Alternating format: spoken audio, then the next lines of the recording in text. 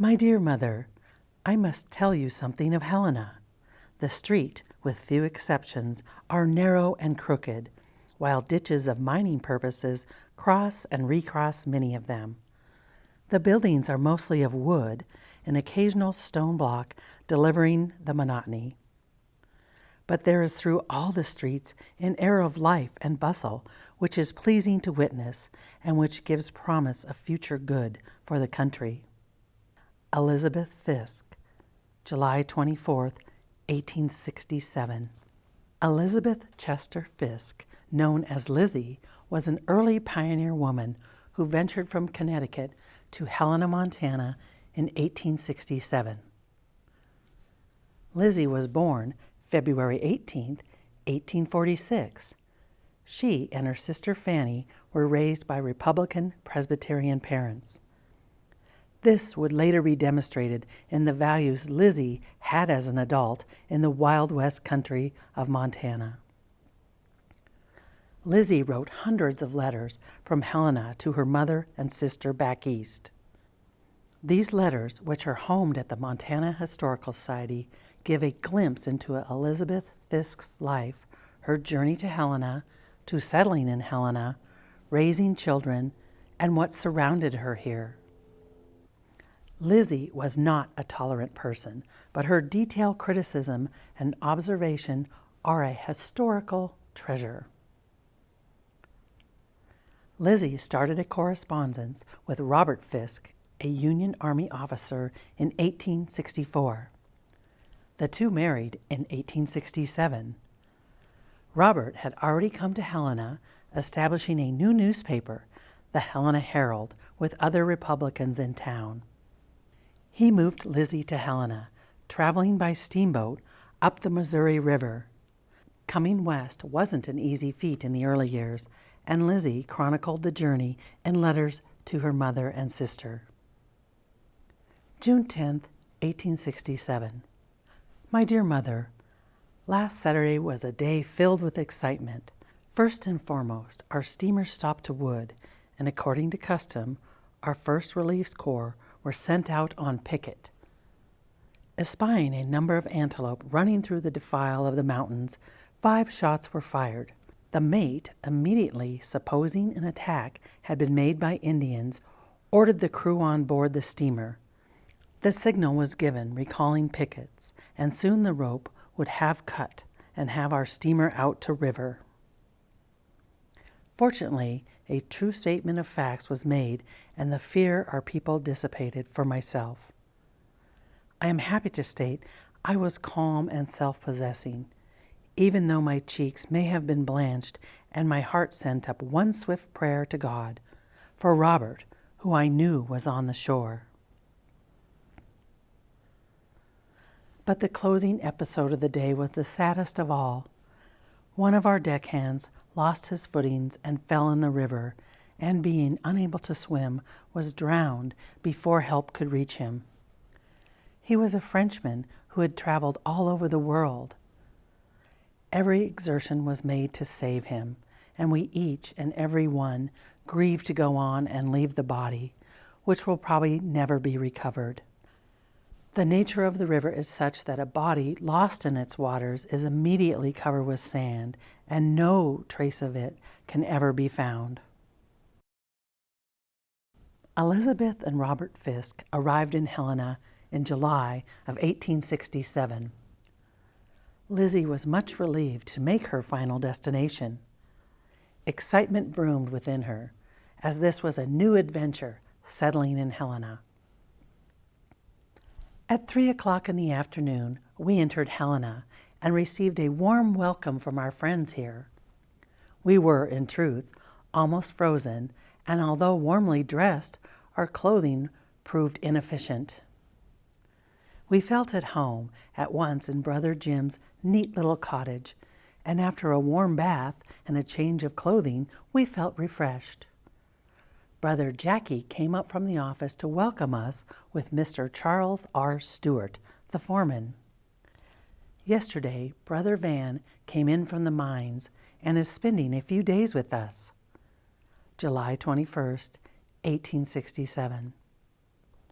Robert Fisk and his brothers James L., AJ, and Van had already settled in Helena.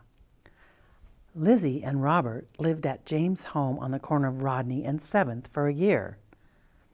In 1871, the couple built a home not too far from James' residence at 319 North Rodney. In a letter dated September 25, 1871, Lizzie shares her excitement to have a home of her own and describes every detail to her mother. My dear mother, on Friday we moved into our new house. Suppose you open the gate, come up the walk, and enter the front door. The doors are double with a ground glass in a pretty pattern in the upper part. You are now in the hall, a cozy little place, 7.5 feet by 8.5 feet, from one end of which the stairs wind up. We have, so say the builders, the handsomest flight of stairs in the territory. On the floor is a bright ingrain carpet, under the stairs a little table, and hanging on the wall a picture of Niagara Falls in all its glory, and a lamp for evening use. To the left you enter the parlor, a bright, airy room, wearing ever a cheerful home look. We have a 3-ply carpet for this room, drab, scarlet, and gray, pure white shades with scarlet cords, and the old furniture. We have a half-dozen pictures, all photographs, but one, a fine-colored lithograph of 2 canaries on a spray of wheat. This room is 13.5 feet by 16.5 feet, exclusive of the bay window, which is 9 feet wide and 3 feet deep. From the hall on the parlor, we enter the dining room, the same size as the parlor, except the bay window is at the end instead of the side. From the dining room, we enter my bedroom, 9 by 15, with 1 large window. My chamber set fills it very prettily, and here now lies baby Grace fast asleep. From the dining, we go out on a nice little porch where baby has a swing in which she takes great delight, and from the same room and also from the porch, we enter the kitchen, the nicest room in the house. It is 16 by 18 feet, has a large pantry and also a bathroom connected with it, a large dish closet near the dining room, and, better than all the rest, an unfailing supply of good water. We also have a good cellar, and over the kitchen, a nice garret. As we pass up the stairs, we come first into a little hall from which we enter the 3 rooms on the 2nd floor. The largest of these rooms is 11 by 15, and each of them has a nice closet. We have only 1 furnished as yet. We are pretty well settled, although there are several little things yet to be done about the house. And now, if I could have a visit from my dear father and mother, I believe my happiness would be complete. Robert continued to be the editor of the Helena Herald, while Lizzie was involved in political and social activism. In her letters, she eloquently depicts the people of Helena, the landscape, and the quest for gold. I wish you could take a walk through the streets of our town and witness the bustle and stir, the rush of business. Contrary to the usual custom, there is much more being done in the way of trade than during the summer. There are 6 quartz mills in the immediate vicinity of Helena crushing out the precious metal, where there was only 1 last winter.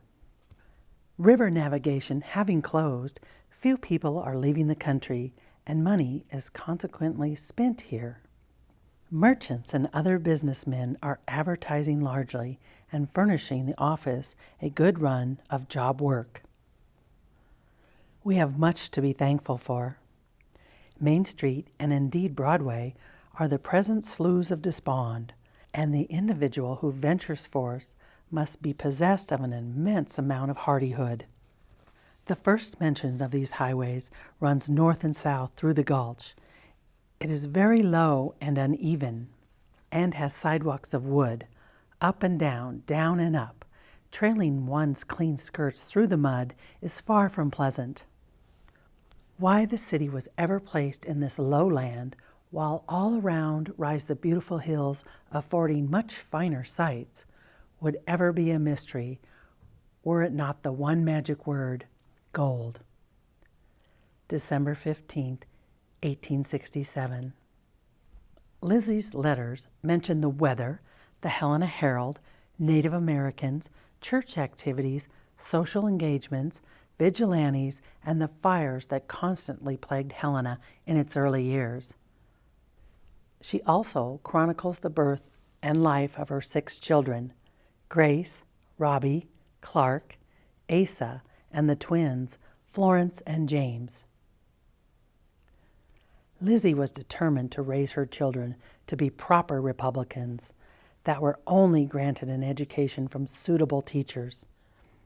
In a letter from February 19, 1880, Lizzie determined her children's educator was questionable. I do not intend sending Grace and Robbie to school again this winter. I have long been dissatisfied with the school. Mr. Howie, the principal, is an excellent Christian man. Grace's teacher, Miss Clark, is a half-breed Indian, the daughter of Malcolm Clark, whom you perhaps remember was killed by Indians nearly 11 years ago. Miss C. was educated in a convent and is avowedly a Catholic, but she has no faith in God or man. She hates the school, hates her work. While I am sorry for her, she is not the person I would choose as an instructor of my children. Robbie's teacher is a divorced widow, a person of no education that I ever heard of. I think she does work very hard in her school, but she does not know how to teach successfully. I would like to see a half-dozen Yankee teachers filling the positions in our school, young ladies educated thoroughly for their work. Lizzie gives an example of what Helena looked like in the late 1860s to 1900s. The good and the bad, and sometimes judgmental. But there was much for Lizzie to judge in Helena's first years, as the streets were filled with mixed peoples settling in the territory, whether gold prospectors, the prominent and successful Jewish businessman, the Chinese, African Americans, and Native Americans. Lizzie didn't hold back her criticisms. All were being observed and documented in her letters. August 16, 1868. My dear Mother, the early Sabbath morning here is as peaceful and quiet as at home. A solitary milkman or the ice cart are the only sounds that disturb the morning slumbers of meditation of the residents of Rodney Street. Later in the day, the tide of travel from the valley is set in motion. The farmer harnesses his horses or mules and with his family come to town. A few attended church, but great majority gossip with their acquaintances, drink poor whiskey, and return home at nigh, all worse than when they came. Sunday is a great day for bringing to us a new revelation of country living. The miner, too, drops pick and shovel, turns the water from his sluice traces, and mounting his faithful pony, rushes to Helena to spend his week's earnings. It may be wisely, but usually it is foolishly and wickedly. The faro banks, hurdy-gurdy halls, and saloons today reap a rich harvest. It's a good thing, pecuniary, to be the center supply in a mining country, but a sad one morally and religiously. Today, you can still drive by the 319 North Rodney House. It has been preserved beautifully and still shares a street with an eclectic group of people, all from those starting anew to those well established.